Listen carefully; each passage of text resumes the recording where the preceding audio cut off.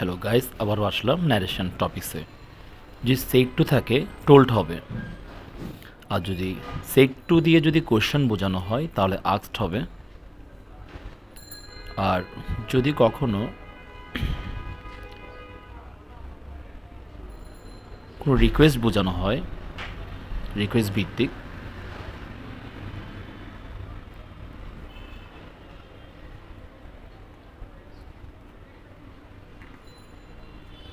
সেখানে requested to হবে।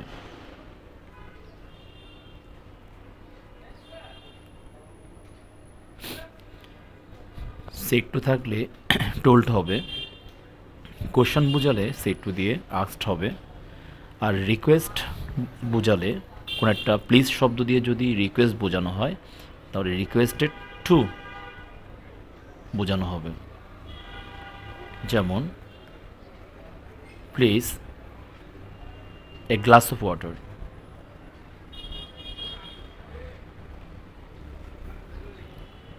তাহলে প্লিজের জন্য হবে হি রিকোয়েস্টেড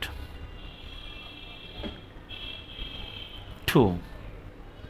রিকোয়েস্টেড টু, এখানে প্লিজের পর একটা ভার্ব দেওয়া হয়নি, প্লিজ গিভ মি বা please give a glass of water.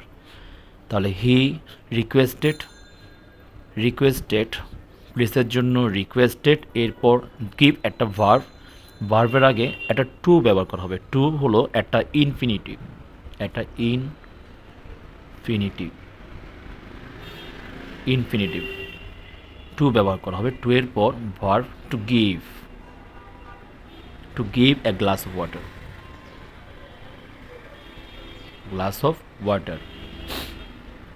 তা কী বললাম, কোন ন্যারেশনে যদি প্লিজ উল্লেখ করা থাকে, please give a glass of water, please give anything উল্লেখ করা থাকে, তখন প্লিজের জন্য সাবজেক্ট, প্রথম সাবজেক্ট উল্লেখ করব, তার আগে একটা সাবজেক্ট দেওয়া থাকবে, এবং প্লিজের জন্য রিকোয়েস্টেড টু, রিকোয়েস্টেড টু এরপর ভার্ব প্লাস বাকি অংশ উল্লেখ করতে হবে।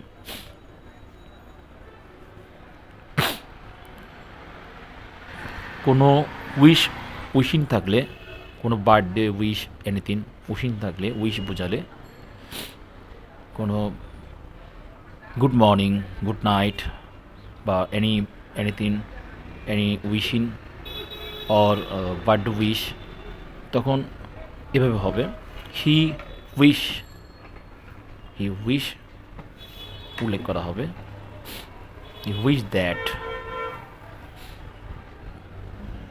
উইশ দ্যাট বা উইশ উল্লেখ করা হবে।